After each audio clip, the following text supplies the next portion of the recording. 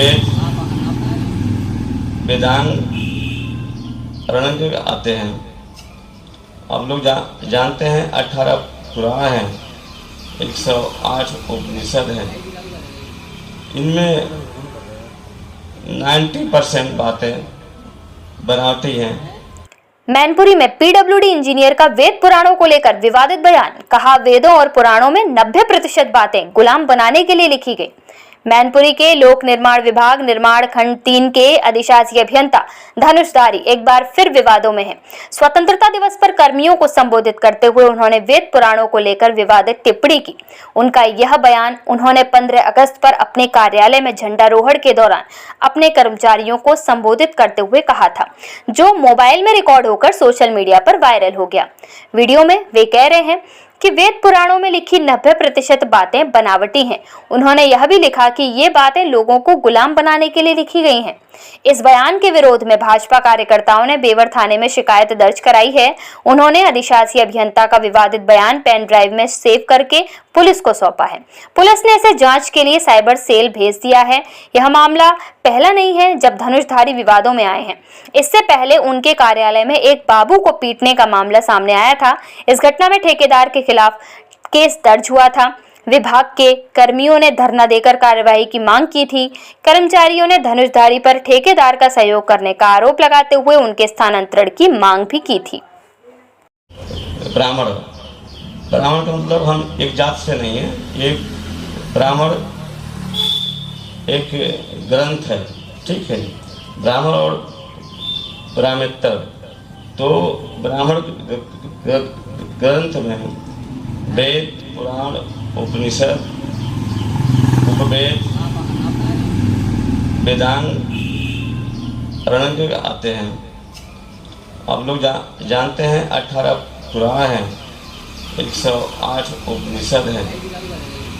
इनमें 90% बातें बनावटी हैं, कुछ लोगों को गुलाम बनाने के लिए लिखी गई हैं। एक शब्द मुझे बहुत प्रभावित करता है, उनको हम नहीं कहेंगे वो कौन थे, वो आप लोग पढ़ लीजिएगा, वो मालूम हो जाएगा। आज भी वही चल रहा है। जो आदमी गरीब है वो गरीब होता जा रहा है, जो आदमी अमीर है उसके लिए फ्री की ज़मीन मिलती है। लेकिन जो आदमी गरीब है, 10,000 रुपये का लोन लेता है, उसकी पूर्ति होती है। लेकिन वो 10,000 करोड़ का लेन होता है, उसके लिए कोई नियम का कायदा नहीं होता है।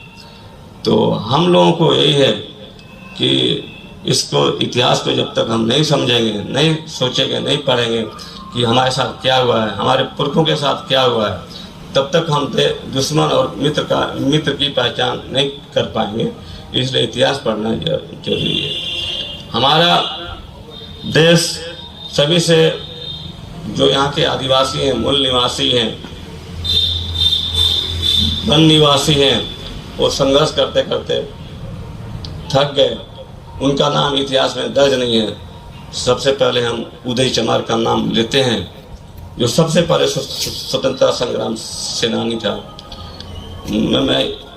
महिलाओं में उदा देवी पासी, जिन्होंने लखनऊ में उनकी मूर्ति लगी हुई है, कौन चौराहा है, लखनऊ में उनकी मूर्ति लगी है एक चौराहे पे, जिन्होंने पेड़ पर चढ़ करके 31 अंग्रेजों को मारा था, ठीक है।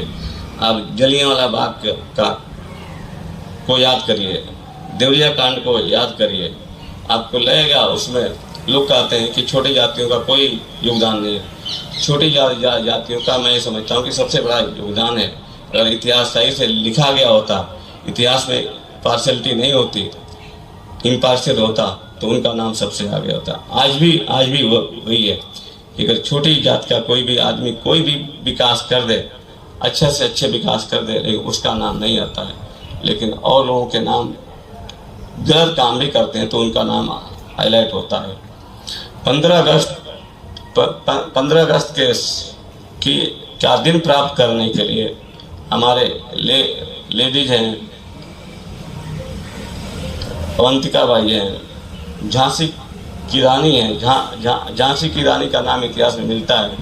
झांसी की रानी का पेंशन के लिए लड़ाई थी, पेंशन पाने के लिए। उस पेंशन शब्द का इतिहास में जिक्र नहीं है और उन